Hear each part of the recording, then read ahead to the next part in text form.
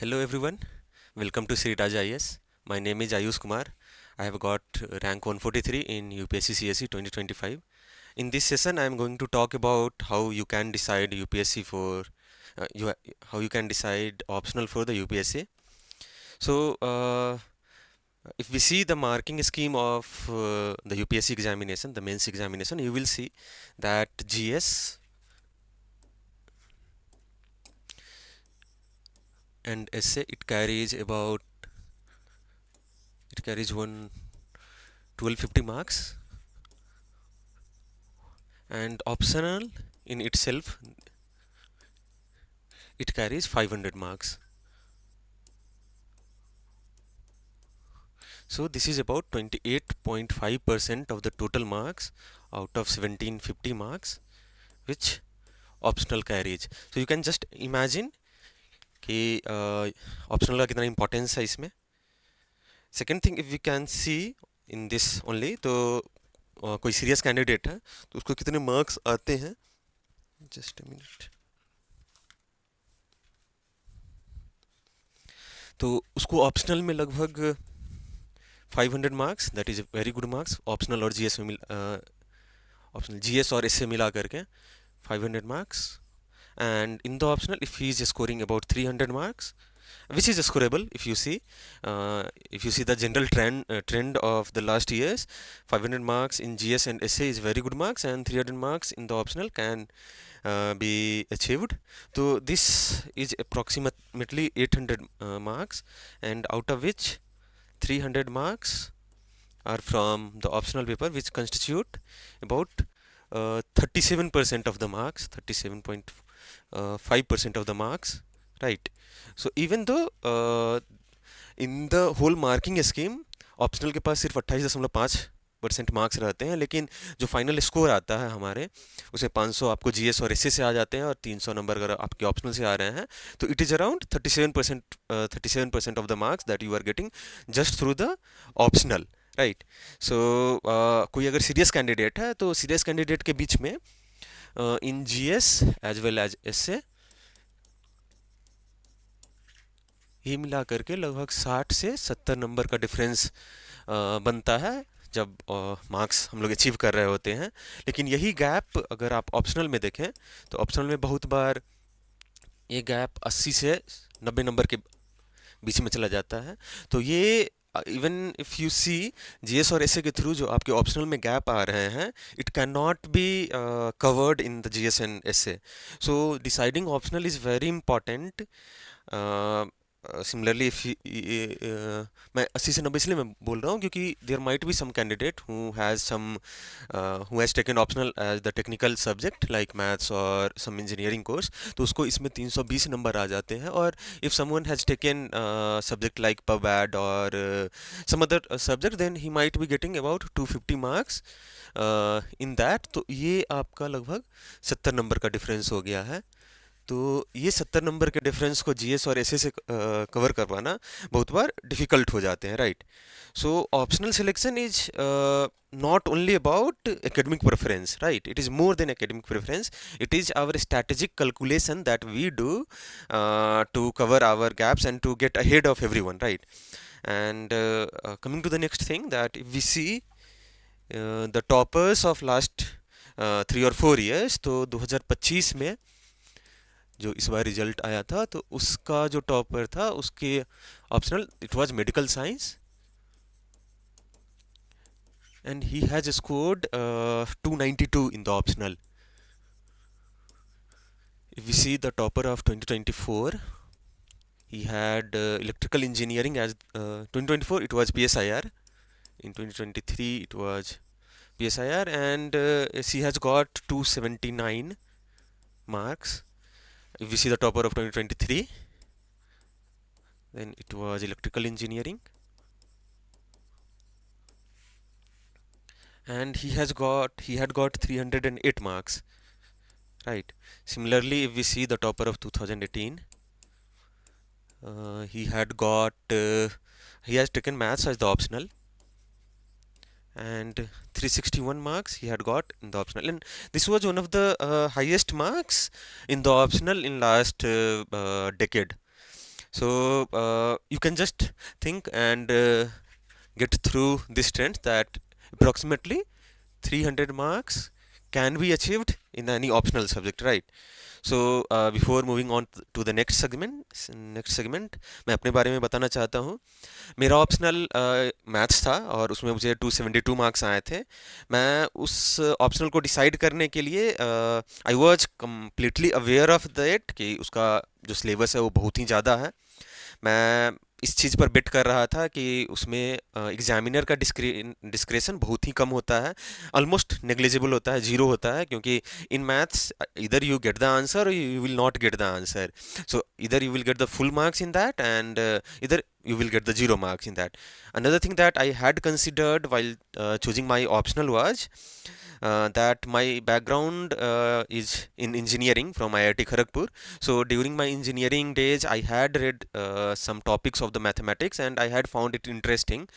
So I had chosen maths because of that. I also had inherent interest in that. I had prepared for the JEE, and after that I had studied in IIT Kharagpur. That's why I had interest in that.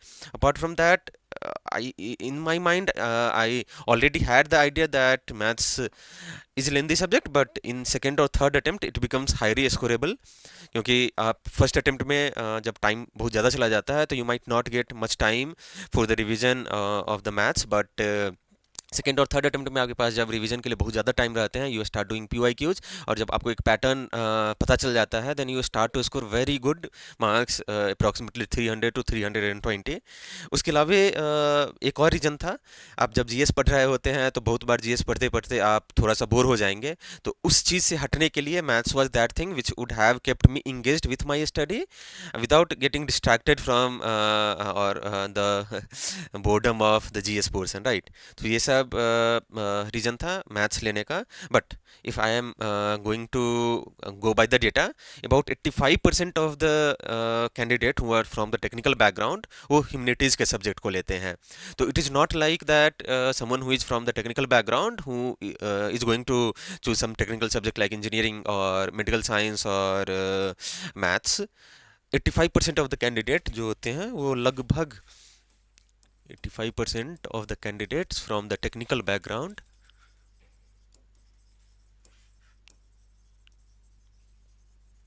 they choose humanities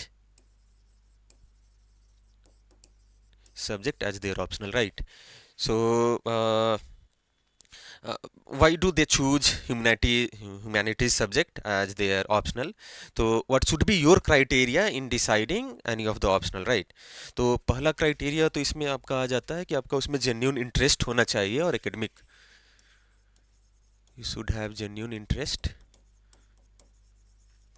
and academic inclination.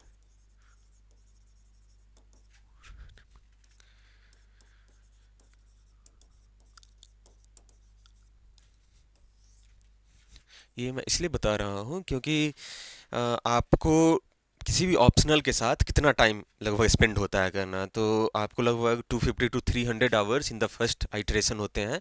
First जब आप foundation कर रहे होते हैं उसका, जब आप notes बना रहे होते हैं, then you will be spending about 250 to 300 hours. But in the whole process of examination and everything आपको कम से कम 700 से 1000 आवर ऑफ स्टडी उसके साथ होगा देना, और ये over the period of 12 to 18 months होगा, राइट? तो इस 700 से 1000 आवर किसी भी ऑप्शनल किसी भी सब्जेक्ट के साथ बिताने के लिए you should have genuine interest in it. अगर आपके पास वो जेन्यून इंटरेस्ट नहीं है तो it will become very difficult for you to remain committed to that subject.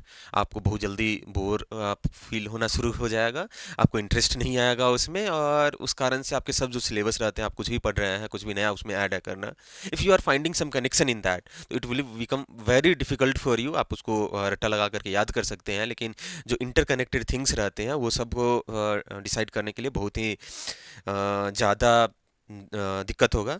दूसरा का बात इसमें होता है कि अगर आपके पास कोई एक्सटर्नल क्यूरियसिटी नहीं है,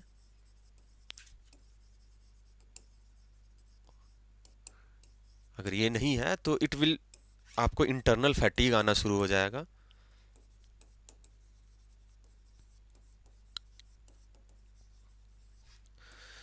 तो ये आपको बहुत ही right, if you do not have not external curiosity, internal curiosity, right, you should be curious and genuine interest in that subject, तो आपको इंटरनल फटीग, कॉग्निटिव फटीग आनी शुरू हो जाती है। देन रोट मेमोराइजेशन अगर आप करते हैं किसी भी सब्जेक्ट को लेकर के, किसी भी ऑप्शनल को लेकर के, तो it will become a burn out thing during the mains. जब मेंस का पीरियड होता है तो उस समय में आपके पास 3 महीने के लगभग समय रहते हैं। You have to cover your GS as well as your optional, and GS it might become little bit repetitive क्योंकि आपने उसको बहुत टाइम से किया है। Then the optional is that thing जहाँ पर आपके जो जेन्युइन इंटरेस्ट है और एकेडमिक इंक्लिनेशन है, इस दोनों के कारण आपका बर्नआउट फेज है वो नहीं होगा। सो टू अवॉइड बर्नआउट, राइट।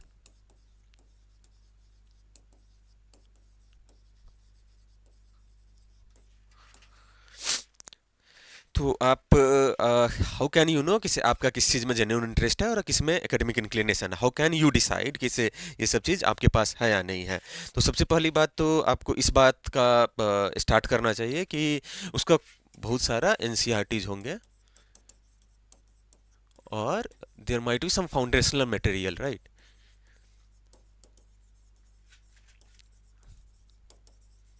तो इसको आप उठाएं और कम से कम इसको 1 वीक के लिए पढ़ें। फाउंडेशन मटेरियल लाइक आपके अंडर ग्रेजुएट को कोर्स होंगे।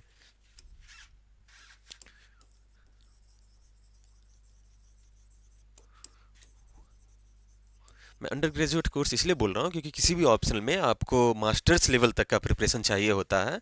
सो the foundational material from will be from the undergraduate course and the deeper thing will be from the masters level, right. So आप एनसीईआरटी और कोई foundational material को उठाएं और उसको कम से कम आप 1 वीक तक के लिए पढ़े, उसमें अपना टाइम दें, and then you will start to find whether you are interested in those things और नॉट, और वो आपको लेना चाहिए या नहीं लेना चाहिए।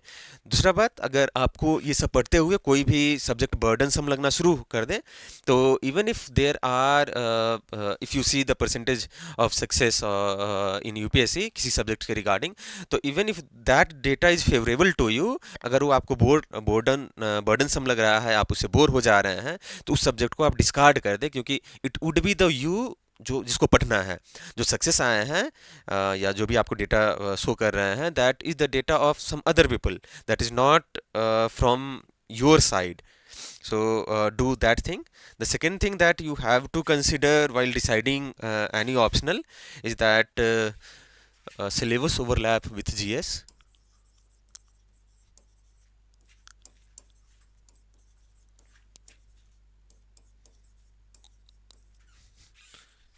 जैसे इसमें अगर मैं बात करूँ तो आपको ऐसा क्यों डिसाइड करना चाहिए? सबसे बड़ी बात होती है कि इसमें you will gate double dividend, right. आपको जीएस में भी हेल्प वो कर देगा और आपके ऑप्शनल में भी हेल्प कर जाएगा। तो जो आपका टाइम बचता है उसमें, तो that you can focus on some other subject. Like if I have to give an example, तो इसमें जो पीएसआईआर है, तो पीएसआईआर का डायरेक्ट रिलेशन है जीएस 2 के पॉलिटी एंड इंटरनेशनल रिलेशन से, right. Similarly, if I have to go into the subject like sociology, sociology का डायरेक्ट आपका हो जाता है Indian society from GS 1, social justice as well as S. तो इस तीनों चीज़ से आपका सोशियोलॉजी का डायरेक्ट रिलेशन बन जाता है। Even in ethics you can use ethics, integrated aptitude में आप इसको यूज़ कर सकते हैं। इसी तरीके से अगर हम बात करें ज्योग्राफी का, तो ज्योग्राफी का आपका GS 1 में हेल्प मिलता है, Indian geography and world geography.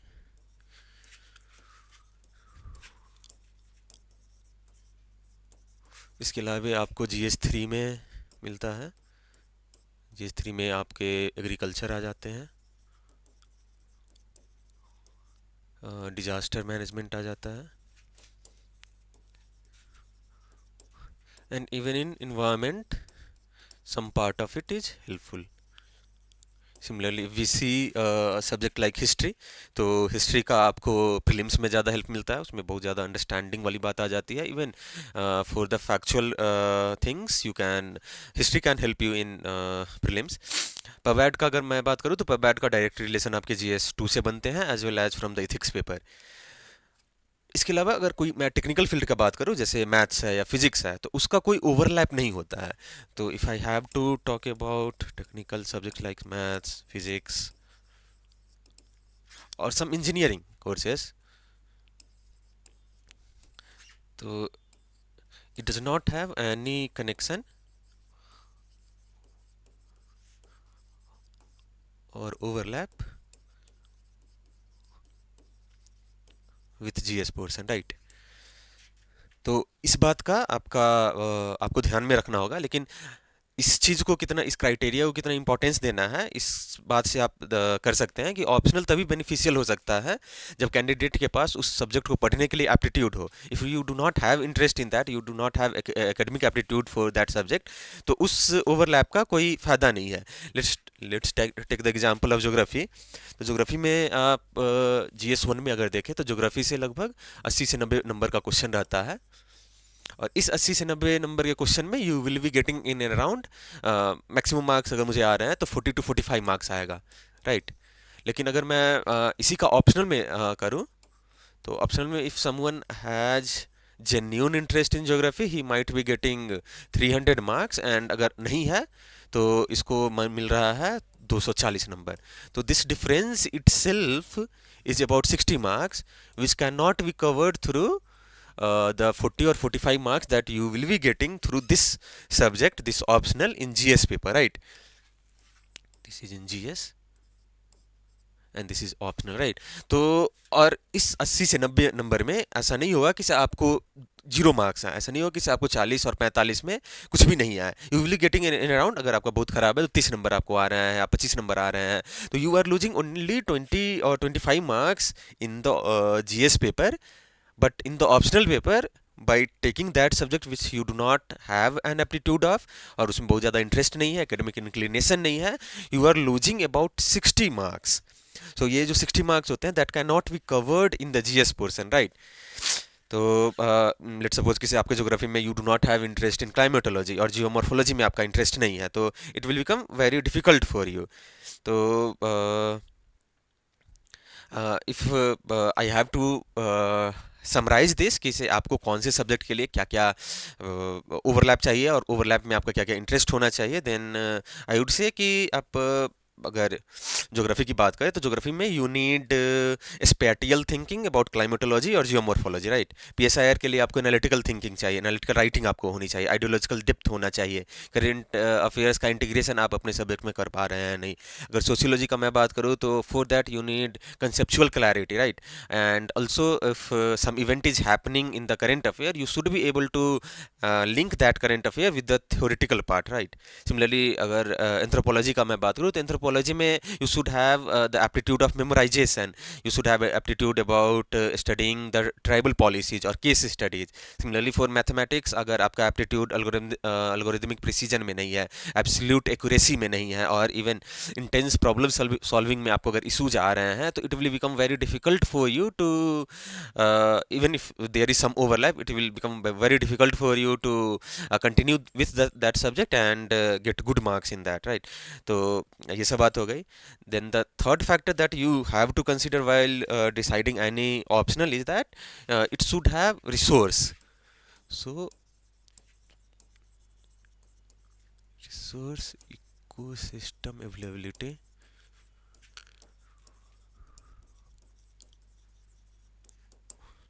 right, and this is very important।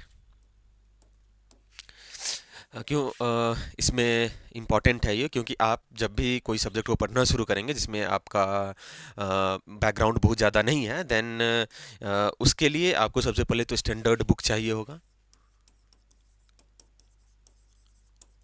You should have active peer groups,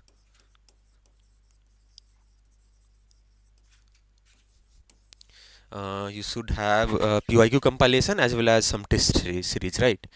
So you have PYQs, compilations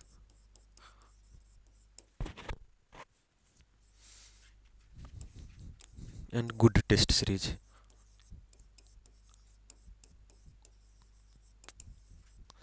And these four things are the one which is going to get you help in getting good marks in the optional paper, right? So अगर इसमें मैं आपको बताऊं कि कौन कौन से subject किस टीयर में आते हैं, और based on these four criteria कि आपके पास उसके कितने बुक्स अवेलेबल हैं, पीयर ग्रुप्स कितने एक्टिव रहते हैं, इवन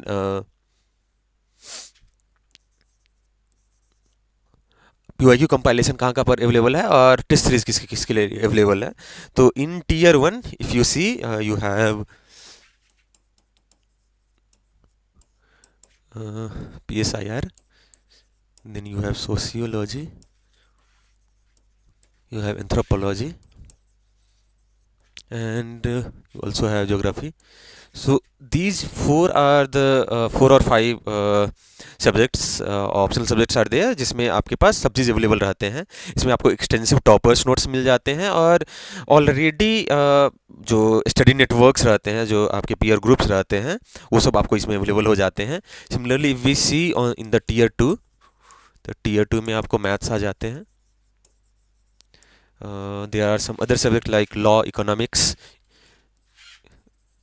इकोनॉमिक्स आ जाते हैं, लॉ आ जाते हैं, जिसके लिए आपको मिल जाएंगे लेकिन बहुत ही ज़्यादा नहीं मिल पाते हैं.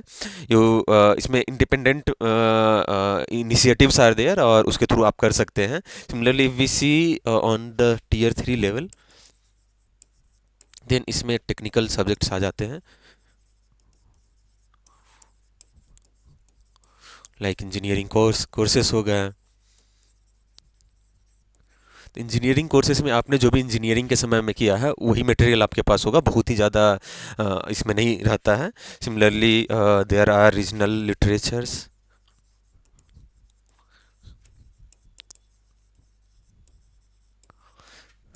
ये सब के लिए आपको खुद से self reliance is more important in these subjects, right. तो similarly if we move on to the next criteria while deciding an optional, तो ये आपका होना चाहिए स्कोरिंग पोटेंशियल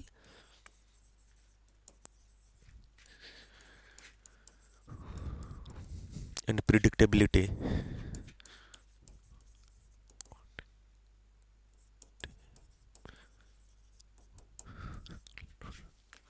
राइट, ये बहुत ही ज़्यादा ज़रूरी है.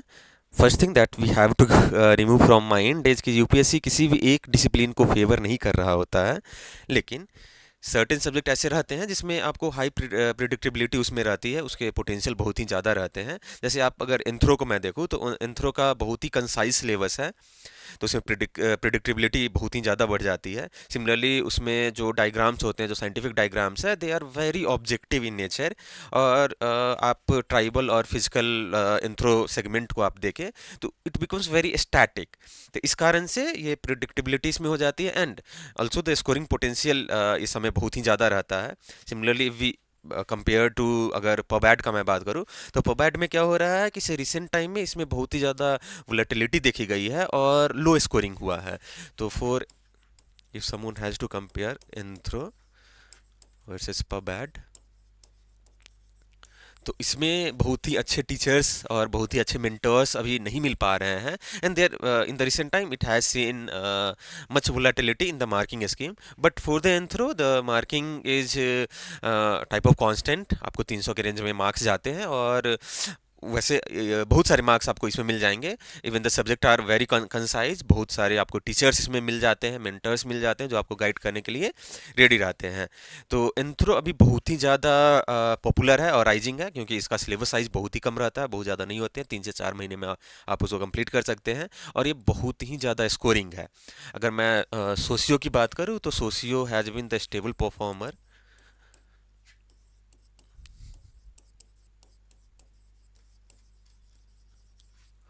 इन लास्ट सम ईयर्स. इसमें अ, और इसको बहुत ही ज़्यादा ह्यूमनिटीज़ के जो स्टूडेंट्स रहते हैं वो सब प्रेफर करते हैं. Similarly if I have to see PSIR, तो this is high potential subject, high scoring.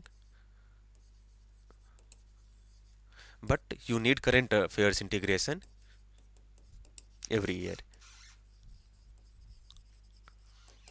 For subjects like anthro आपका कोई भी करंट अफेयर बहुत ज़्यादा नहीं रहते हैं, एक दो चीज़ ही उसमें आती है।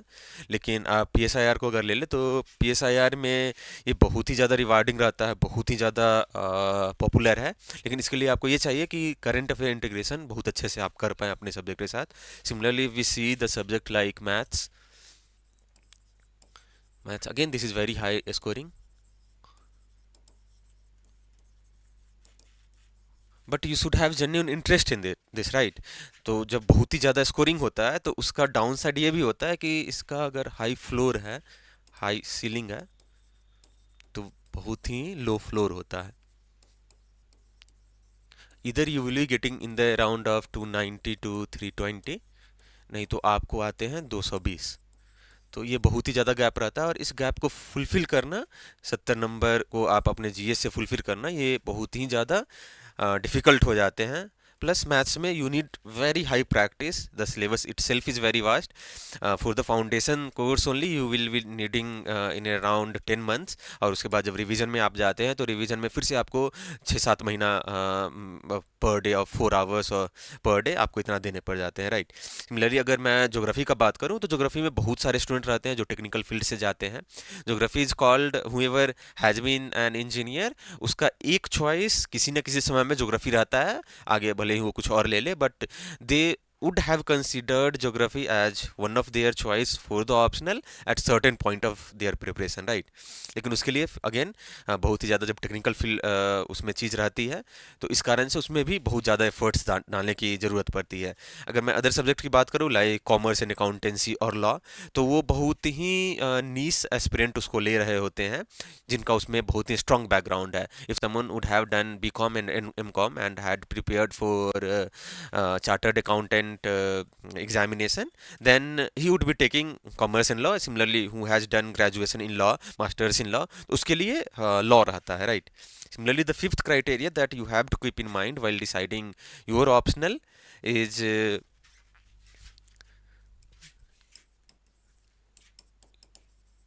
your time management and time management investment in the syllabus volume, right। Time investment,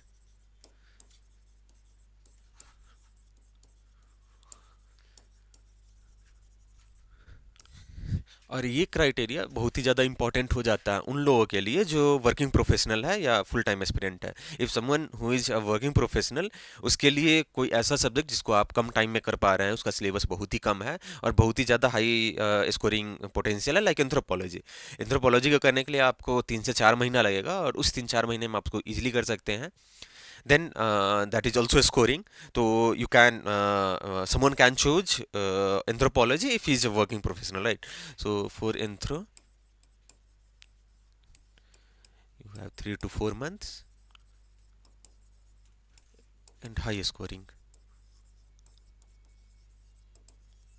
similarly अगर कोई फुल टाइम एस्पिरेंट रहता है तो फुल टाइम एस्पिरेंट के लिए भी ये बहुत अच्छी बात है। Whatever benefit working professional is getting, और full time aspirant will also get. Similarly अगर जोग्राफी और हिस्ट्री की बात करूँ तो इसमें 5 से 6 महीना लगता है। एंड ज्योग्राफी के कारण आपको जीएस 1 में हेल्प मिल सकता है, और even who someone who is from the technical background and wants to read जिसमें बहुत ही कम एम्बिग्विटी रहे, तो उसके लिए ज्योग्राफी हो जाता है। और अगर किसी का हिस्ट्री बैकग्राउंड है और प्रीलिम्स में उसको थोड़ा बहुत हेल्प मिलने की ज़रूरत पड़ रही है, then he can opt for the history optional, right. ये हो गया। और मैथ्स के लिए क्या होता है कि maths for the first iteration only you will be requiring about 350 hours.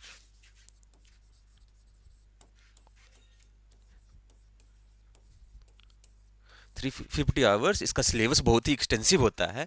But the benefit of taking maths is that examiner discretion is not there, you will not get bored on any day, क्योंकि जिस समय में आपको GS से burdensome GS आपको लगना शुरू होता है, उस समय you can move to the maths portion, and maths में आपको जब क्वेश्चन सॉल्व होते हैं करने, जब क्वेश्चन सॉल्व हुआ करना, तो you will be finding newer things, newer ways, as well as you will keep your mind occupied into something which you have genuine interest in, right?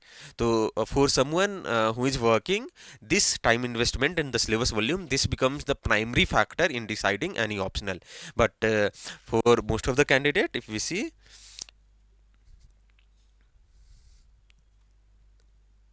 uh, you have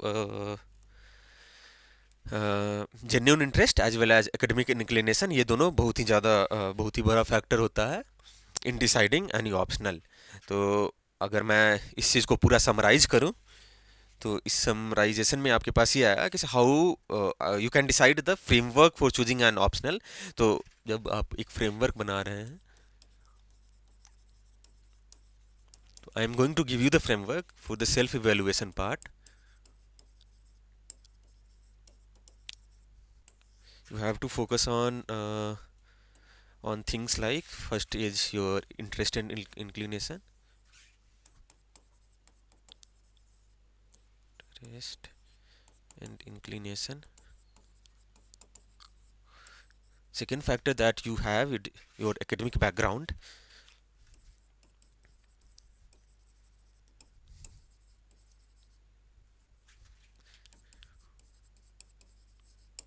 The third factor that you have to consider is that its overlap with GS.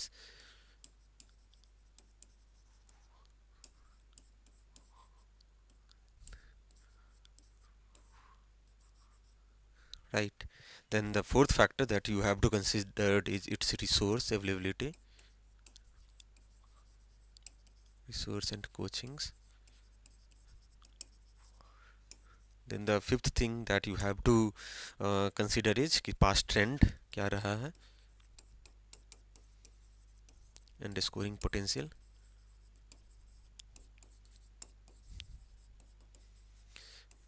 The next thing that you have to consider is syllabus size and time investment. Right. और ये सब हो जाने के बाद, then you have to, based on these factors,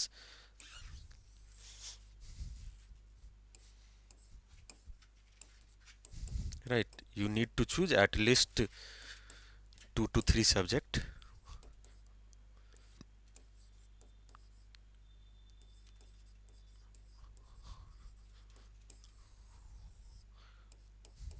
और इस 2-3 subject को पढ़ने के लिए आप अगर चूज कर पा रहे हैं, then you have to go into the in depth analysis of that. उसके बाद आप रिसर्च करें, आप ट्रायल करें. There is something called exposure method. जब भी आपको 2-3 सब्जेक्ट मिल जा रहे हैं, तो इस सब्जेक्ट में जितना ज़्यादा आप थ्रू अर्लियर एक्सपोजर जितना ज़्यादा आपको मिलेगा, based on that you will be having some interest, और आपका एकेडमिक बैकग्राउंड है, ये सब के बेसिस पर आप अपना फाइनल चॉइस कर लेते हैं. Then to subject get exposure out of it.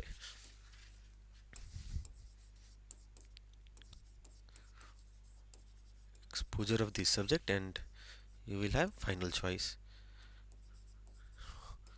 So for if you have decided these things, और 2 से 3 सब्जेक्ट को पढ़ने के लिए आपको 1 से 2 वीक लगेगा, तो take 2 to 3 week of your time, and during those 2 or 3 weeks go to the foundation material of those things. उससे रिलेटेड अगर कोई एनसीईआरटी है, whether you are getting genuine interest in that, whether that subject has resources available, what has been the past trend, और scoring potential उसका क्या हो रहा है, उसमें आपको कितना टाइम देना पड़ रहा है, उसका सिलेबस साइज क्या है. Depending on those things you can decide कि आपका फाइनल सब्जेक्ट क्या होगा. राइट. तो ये सब आपका बेसिक फ्रेमवर्क हो गया. Now coming to the next segment of this session, कि टेक्निकल और ह्यूमैनिटीज सब्जेक्ट में क्या बेनिफिट्स रहते हैं और क्या चैलेंजेस रहते हैं. तो कोई टेक्निकल फील्ड इसलिए लेता है क्योंकि उसमें बहुत ही हाई रिस्क होता है, and there is also high reward. If something is of high risk, most probably that would be of high reward. तो पहला चीज़ तो उसमें होता है कि कोई भी टेक्निकल सब्जेक्ट को आप ले, there is absolute objectivity.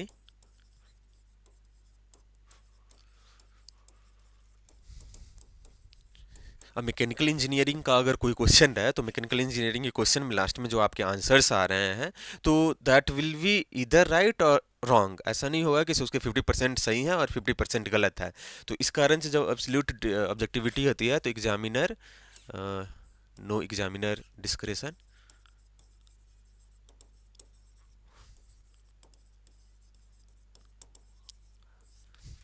Right.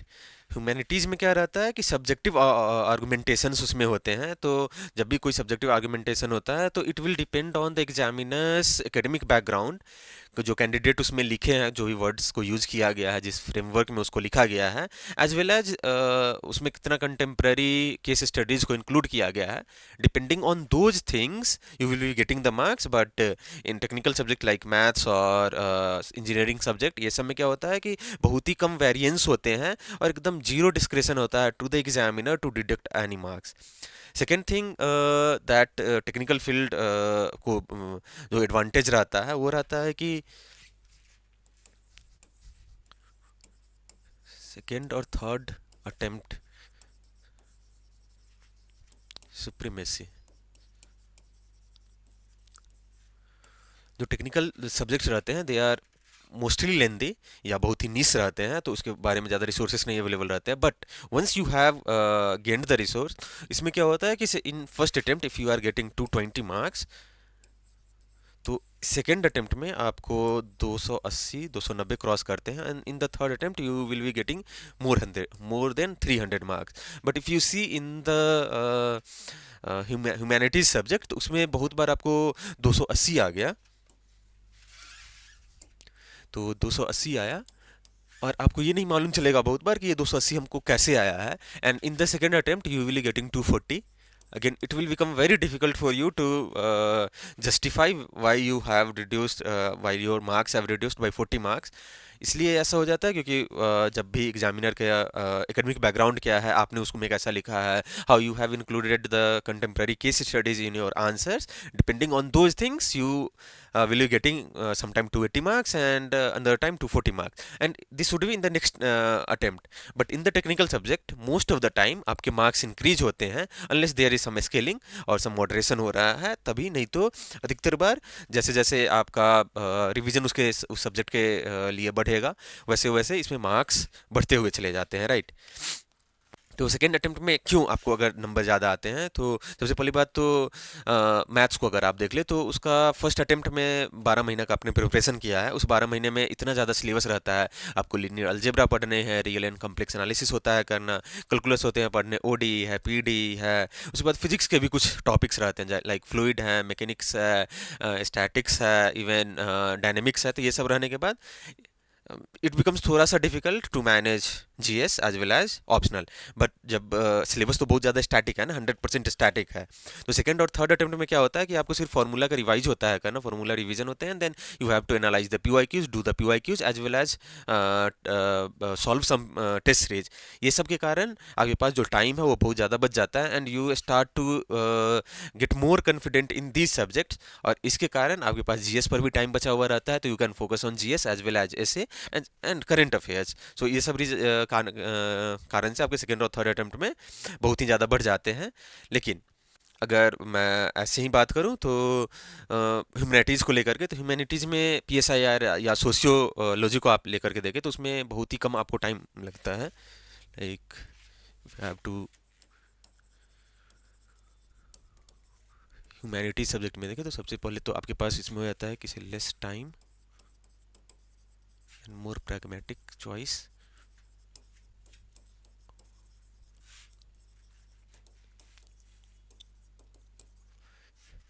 ये बहुत ही ज़्यादा प्रैग्मेटिक चॉइस इसीलिए रहता है क्योंकि आपके इसके बहुत ही ज़्यादा रिसोर्सेज अवेलेबल है, there are active peer groups, PYQ analysis बहुत अच्छे से हो जाता है, and there are very good test series available in the market for subject like technical subject. In अगर मैथ्स का मैं देख रहा हूँ तो मैथ्स से रिलेटेड जो भी टेस्ट सीरीज मार्केट में अवेलेबल रहते हैं, जहाँ भी आपको कोई कोचिंग प्रोवाइड कर रहा होता है, वो बहुत ही जो एग्जामिनेशन पैटर्न है उससे थोड़ा सा डिफिकल्ट रहता है।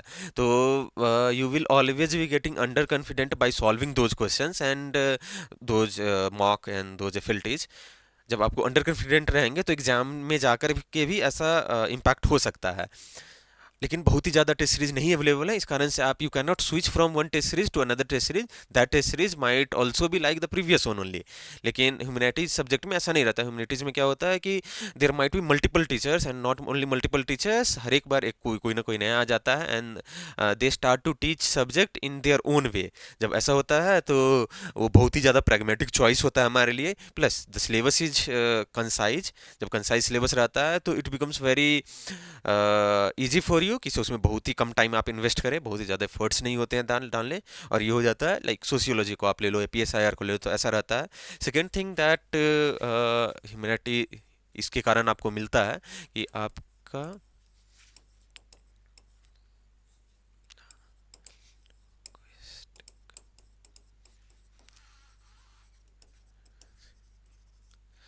मैथ्स या कोई भी टेक्निकल सब्जेक्ट को अगर आप लेते हैं तो उसमें क्या रहता है, आपको क्वेश्चन सॉल्व होंगे करने। जब क्वेश्चन सॉल्व होंगे करने तो you will B not writing बहुत ही ज़्यादा आंसर।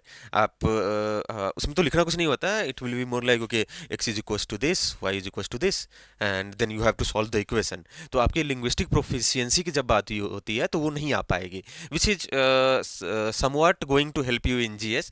तो ह्यूमैनिटीज सब्जेक्ट को लेने पर ये हो जाता है। As well as if you just see कि ह्यूमैनिटीज़ का क्या बेनिफिट रहता है, तो it saves you lot of time, saves time as there are overlap, the overlap with GS subject. If I have to talk about my experience, मेरा first attempt में Indian society बहुत ही अच्छा नहीं था, बहुत ही ख़राब था उसमें, और उसमें आई थिंक कि मुझे कम मार्क्स मिले होंगे। लेकिन जो भी अगर सोशियोलॉजी कोई ऑप्शनल रहा होगा लिए हुए, उसके लिए Indian society becomes an easy subject. वो उसको आसानी से पढ़ सकता है क्योंकि सोशियोलॉजी के बहुत सारे कंसेप्ट को आप इंडियन सोसाइटी पर अप्लाई कर सकते हैं, and they are good authors, experts who have given theories of the Indian society in the sociology part. So you will be using directly that in the Indian society part and the social justice part of the GS portion, right? तो ये सब आपके इसमें benefit हो जाते हैं, and technical field has its own benefit. तो depending upon you कि आपको कौन सा सब्जेक्ट सूट कर रहा है, उस हिसाब से आप इसमें ले सकते हैं।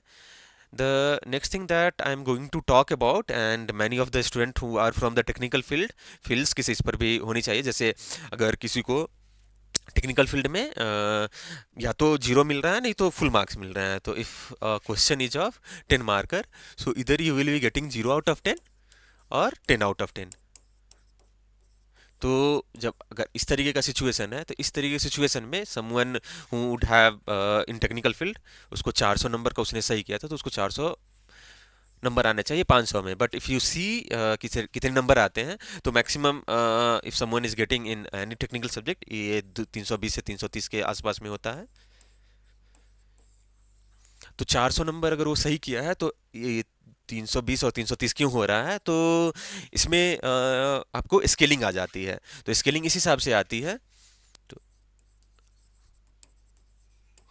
Scaling is done by the UPSC just to यहाँ पर अगर कोई ह्यूमैनिटीज सब्जेक्ट में 300 नंबर लाया है, if someone is getting 400 marks in the technical subject like maths और सम इंजीनियरिंग कोर्स, तो he is getting an advantage of about 100 marks, and covering 100 mark advantage in the GS portion it is very difficult for any candidate.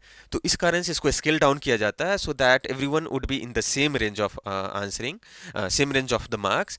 So humanities में किसी भी 10 number के अगर कोई question रहते हैं, तो PSIR या सोशियोलॉजी में 10 नंबर के में आपको 6 नंबर मिल रहा है और आपको 5 नंबर मिल रहा है। Similarly for 20 marker question you will be getting 12 marks और 10 marks. So even if you have written very good answer to that question, आपको इससे ज़्यादा मार्क्स जल्दी नहीं आते हैं। लेकिन किसी को यहाँ पर 10 में 10 आ रहा है और 20 में 20 आ रहा है, to accommodate all these things, किसी किसी को एडवांटेज ना हो, कोई अनफेयरली डिसएडवांटेज्ड पोजीशन पर ना चला जाए, तो इस कारण से इसको स्केल डाउन किया जाता है। And there are scaling factors which are decided by the UPSC using their own formula.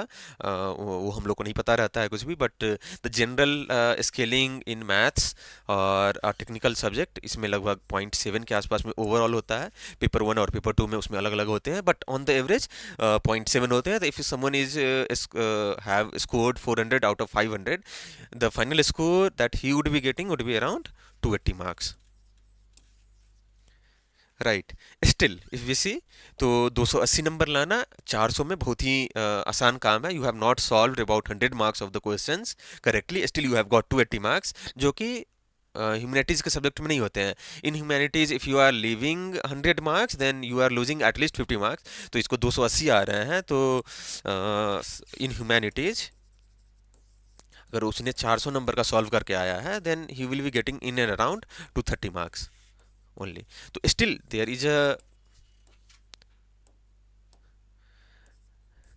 is a gap of about 50 marks for solving only like exactly the same number of questions, same marks of question in humanities as well as in any technical subject. So depending on these things, इसको आप decide कर सकते हैं कि से आपको skilling factor का कितना इंपॉर्टेंस आपको रखना है, आप कितना उसमें सॉल्व कर सकते हैं, आपका एकेडमिक इंक्लिनेशन उसमें कितना है, what have been the resource availability in those उस सब सब्जेक्ट में कितना आपके पास रिसोर्सेज हैं, कितने पीयर्स हैं। So these are the factors which is eventually going to decide कि आपको कौन सा ऑप्शनल लेना है। And because you are spending about 700 to 1000 hours with the optional subject, then the biggest thing that you have to keep in mind कि आपको उसमें ठीक ठाक इंटरेस्ट आना चाहिए, क्योंकि फर्स्ट अटेम्प्ट में भी अगर किसी का निकल रहा होता है, still they have spend about 700 to 1000 hours of their time with that subject. So वो अगर 700 से 1000 घंटा उसके साथ बिताया है, that should not be burdensome, that should not make you board, और उसमें आपका जेन्युइन इंटरेस्ट आने चाहिए, उसकी मार्किंग पोटेंशियल ज़्यादा होनी चाहिए, जो पास्ट ट्रेंड है वो सब सही होना चाहिए, प्लस वोलेटिलिटी के चांसेस उसमें कम होने चाहिए। If there is some subject which is giving the topper is scoring 340 marks and the rest of the candidate is scoring 250 marks और 230 marks, then that subject is not very good even if the highest outlier is there. तो ऐसा नहीं होना चाहिए। You should go with कि उसका median marks कितने आ रहे हैं, मोड मार्क्स कितने आ रहे हैं, ये सब depending on these things you can decide कि से आपके ऑप्शनल्स क्या होने चाहिए, because optional is the thing जिसके 28.5% मार्क्स रहते हैं। And if you are getting very good marks in the optional, you will be getting around 35% to 37% of your total marks in the UPSC mains examination. And this is also going to affect you somewhat in during the interview time, because if you have optional of mathematics, then you should be knowing some basic ideas or some of the basic concept about mathematics. Similarly, questions might be asked during the interview from your humanities optional, जैसे socio के से related कोई optional है, तो socio से related optional में आपसे ये क्वेश्चन पूछा जा सकता है कि अगर कोई सुप्रीम कोर्ट जजमेंट है, तो उस सुप्रीम कोर्ट जजमेंट को आप किसी भी सोशियोलॉजिकल थ्योरी है उससे आप कैसे रिलेट कर पा रहे हैं या नहीं कर पा रहे हैं, whether that there has been some research on those things और नॉट, ये सबसे रिलेटेड आपसे क्वेश्चन पूछे जाते हैं। तो sociology your optional is not only impacting you during the mains time, it is also impacting you during the prelims time. If you see the optional of history और geography, तो उसका आपका impact रहता है। And during the interview time also, because there might be some questions asked on the optional subject. So depending on these factors you can decide your optional, and with this I am going to end this session. Thank you.